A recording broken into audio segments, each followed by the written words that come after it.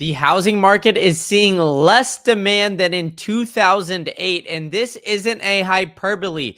This, on top of record breaking job market lows, is screaming that the consumer is in major trouble. So, we're going to go over all of this today and why interest rate cuts are not going to be the only potential solution here from the Fed. But first, let's go over the housing market as we are seeing demand and mortgage applications are down 34% from pre-pandemic levels. So this is worse than in 2008. And we even had rate cuts last year and are about to have rate cuts again. But there's no discernible increase in homebuyer demand back to normal levels. The problem is housing market prices. So the prices are way too damn high and nobody is buying it. Now, the application data is a real-time indication and it's updated weekly. So we can't say that this housing data is always lagging, although that is something that I think is a positive and a negative of the housing market, is that it technically just always somewhat lags, just oh so slightly. But this is updated weekly. And so this index posted last week was at 158.7, which is actually up 16%. But you can see it's down 20% of last year, 39%, down 20% from 22, 39% in 21, and 49% from 2020. So it just keeps going on and on and on. So now the prices are down 15%, but the mortgage rate is still 5%. So it needs those prices to crash. And we're at $2,734 mortgage, a monthly payment from now buyers. If these prices drop 15%, mortgage rates went to 5%, that monthly payment would be $2,072. Now, this is just more sustainable.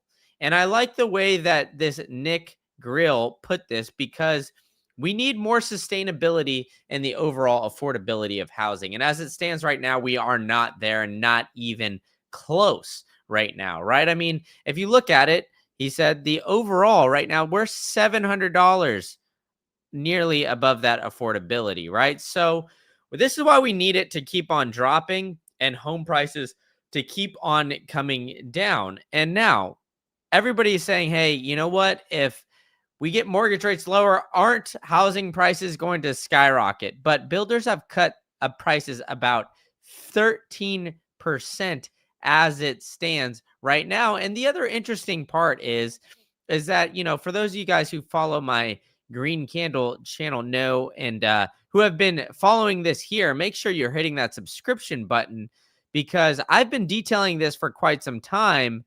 But if you take a step back and you look at the overall housing market and the new houses compared to the existing homes, well, we're seeing the first time in history that new homes are cheaper than existing home prices.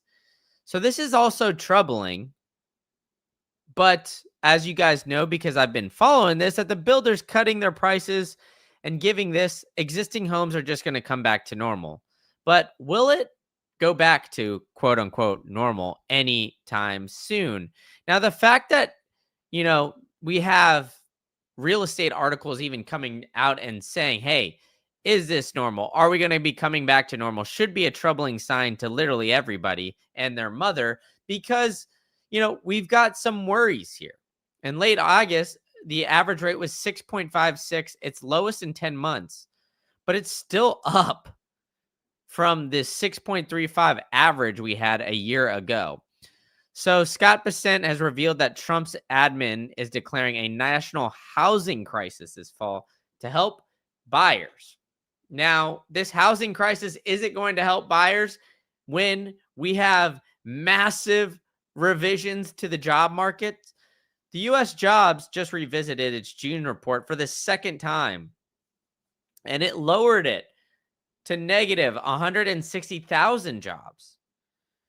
So it now officially lost 13,000 jobs when its first negative month in 2021. And, you know, the interesting thing is all of these numbers come out as revisions, and we don't necessarily see, oh, the market is doing oh so terrible.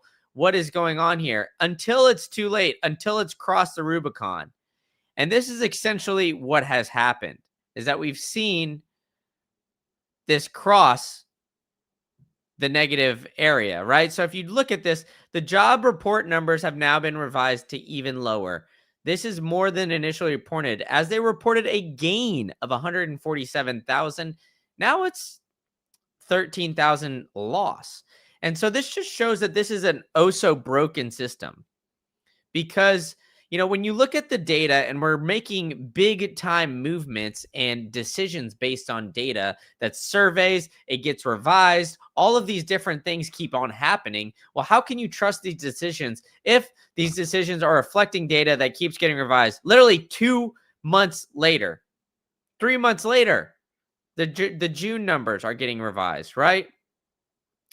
And the May and June numbers combined now show that we lost 280,000 jobs after these revisions. So the revisions have not come back and been positive in any time recently. And so we have the consumer absolutely bleeding out as these jobs slow down, all but seals the rate cut. And, we have everybody calling Jerome too slow Powell out in the media. Trump has been going at him essentially every single day saying, hey, he needs to cut this. It should have been done a long time ago. What is he waiting for?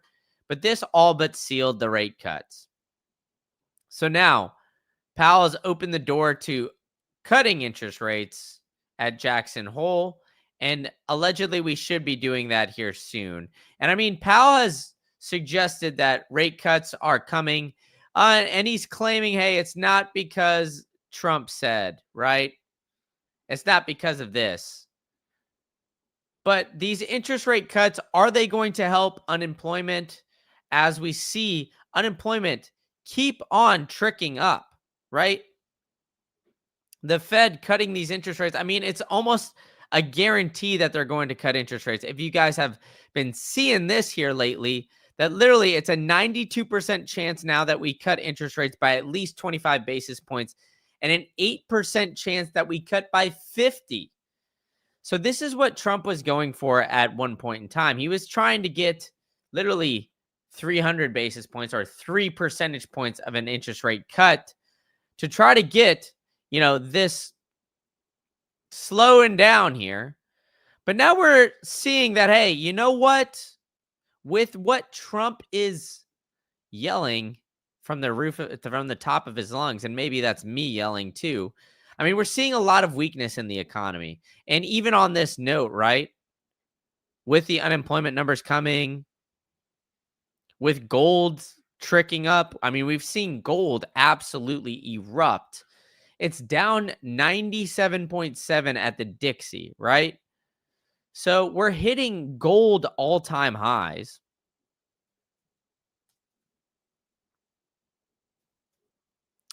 And we're seeing the S&P 500 hit all-time highs as well. Gold reached a new all-time high today at 3,600. And then the S&P 500 didn't hit an all-time high, but it's right on the edge of it, folks. It's just crossed 6,500 for one day. And then we start to see this. So, I mean, it just makes sense that, everybody's calling out Jerome Powell as we're seeing the slowness of movement here and the rapid sales volume and housing decrease. I mean, it's worse than 2008. You don't see headlines like this in a healthy economy. So as much as I want to see this increase, I mean, these housing is extremely correlated with the jobs and how the consumer is doing. Consumer's not doing well, folks. We're seeing the jobs market, we're seeing the jobs data come out. And commodities outside of gold are just doing really poor. So the commodities with gold, well, excluding gold relative to gold prices have fallen to their lowest since 21. This ratio is now lower than the bottom of the 2008 financial crisis. Like, look, you don't see headlines like this saying this is worse than 2008 in a healthy economy. And hedge funds are now short the S&P 500 futures at 180 billion. This surpasses the previous record. So hedge funds are just going crazy for shorts right now. Looking at a lot of weakness in the market. And I mean, I think this weakness in the market is going to come through as we're still seeing a extremely high inflation rate. I mean, at the end of the day, right? I mean, we've got Trump coming out and saying, hey, it's Jerome too late, Powell. He should have lowered rates a long time ago, but he didn't do it. He didn't do it. Because he didn't do it, they're running into some issues here with the economy. And it's all Jerome Powell's fault. But there's a lot of underemployment, right? If you look at the underemployment rate in the US, it jumped to 8.1. It's highest since 21. Now, the underemployment counts as involuntary part-time workers and those currently not currently looking for work, but want a job. So millions of Americans have either given up their job search or can only work part-time. So this keeps on increasing. I mean, look at this number. The discouragement of the jobs market when you see this chart just trick on up, just rapidly going up. I mean, it checks out, man. You got to keep a close eye on what you're seeing and make sure you guys are hitting that subscribe button for me so you can keep on joining me during these great live streams that I am preparing so vigilantly for you guys, because there's a lot to keep track of in detail in this crazy market. When we've got just everything hitting all-time highs, all assets just skyrocketing in flight and absolutely taking off. But the gist of it all is the consumer is not looking good. Every single data point that keeps coming out, revisions coming left and right, just all look negative. So make sure you guys are hitting that subscribe button with the bell notification so you guys can come and join me. And I will catch you guys all tomorrow as I'll be detailing more of what's going on. So catch me in these 30 days of September and help me reach those 1K subscribers ASAP like Rocky. And I'll catch you guys all tomorrow.